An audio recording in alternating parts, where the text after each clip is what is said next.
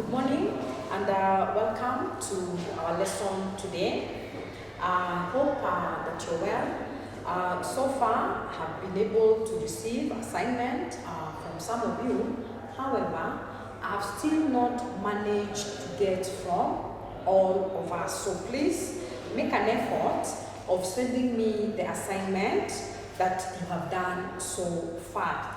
Remember, the importance of assignment is for us to be able to gauge if you have any challenges that you're going through or any assistance that you might require. So please make an effort of sending us your assignment.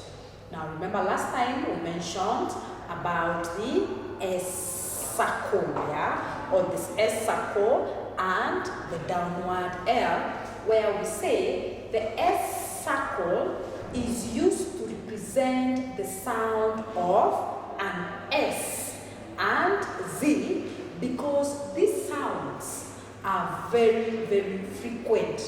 We get to hear these sounds very often. So remember when we were doing the curves, we were able to look at the different curves and the different sounds of S, especially also when we're also doing the downstroke, where we say we can have different sounds of S, a word like pace, days, dates, We also mentioned about the stroke S, stroke S and stroke Z, which represent the sound of an S.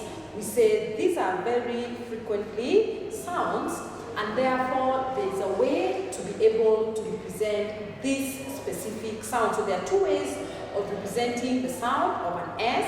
One of it is through the circle, a small circle. We also have the S stroke, and we also have the Z stroke. Now today I want us to get now into the details of the S circle, where we say the stroke S and the Z are the most frequent and the most important of all the consonant sounds that we get to hear because they occur frequently, and they are represented either by a small circle or the stroke S, a small circle, stroke S, or stroke Z. Okay? And this is something that we've been able to cover in the previous units that we've tackled. So right now we say that a small circle join easily to another consonant stroke either at the beginning, in the middle, or at the end of that outline. So this small S circle can be used either in the beginning, in the middle, and at the end of that stroke. So we say at the beginning of an outline, the S circle is read first, and at the end, it is read last. What they basically are trying to say, when you hear the sound of an S circle, the sound of an S at the beginning of that outline, you read that sound first. And if that sound of an S comes at the end of that word, you read it last. For example, a word like safe. You hear the sound of the S first, so you read it first. But for a word like face, the S sound comes at the end of that outline. So we say that the S circle is used or is written inside curve. The S circle is written inside the curve, and we got words like safe, we've got words like sash, safe, sash, we've got face, we also have got office, we have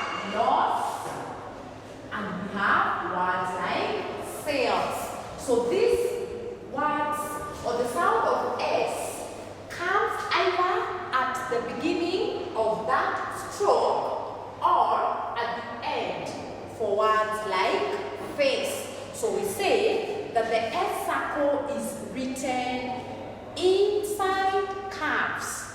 Yeah, and we said if the sound comes, the S sound comes first, it is read first. If comes later, it is read as last. So we've got words like, also where we say the S circle is written inside a curve. We also say that the S circle can be written in the middle. In the middle, for example, we've got a word like message. So this S circle comes in the middle of M and J. Then we've got a word like business. So the S circle comes between B and M. Then we've got a word like muscle. Yeah, and the S circle comes in the middle. So we say that the S circle is written either at the beginning for words like safe, at the end for words like face, and in the middle for words like message. So there are three ways of representing the consonant S on curves. Either it comes at the beginning, in the middle, and at the end of that outline. Okay? Then we also say that the S circle also is written inside or on straight strokes. We say that with the left anti-clockwise motion to straight stroke, that is, it's written on the right hand side of straight strokes and on the upper side of straight horizontal strokes. So they are basically telling us that the S circle can also be written on straight strokes. For example, we've got a word like pass. Yeah, we've got a word like copies.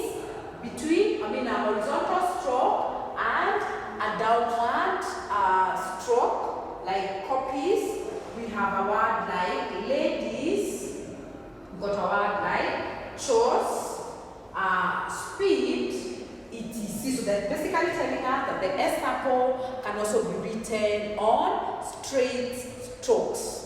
We also told that the S circle is also written on the outside of the single form of an angle formed by two straight strokes.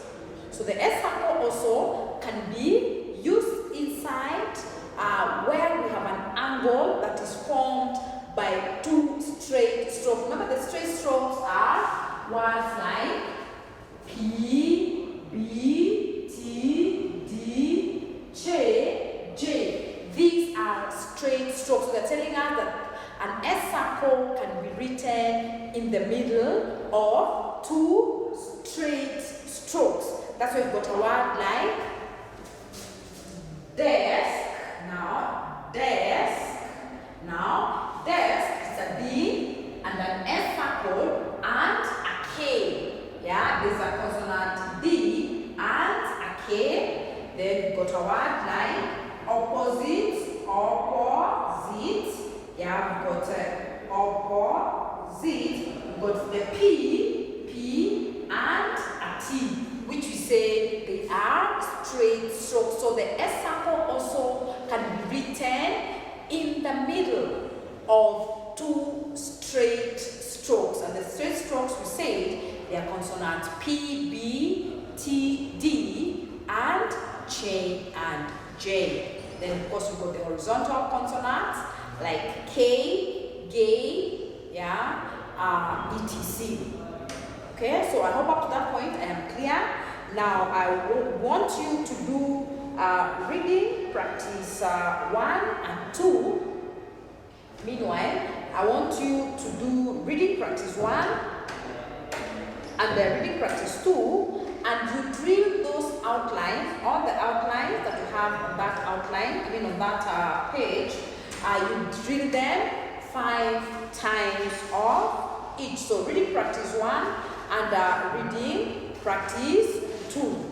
So I hope up to that point I am clear. In the next video, I want us to talk about the other stroke S and Z. So where we say we don't need to use the S circle, instead we use the stroke S or Z. So in the next video, I'll talk about that. Thank you.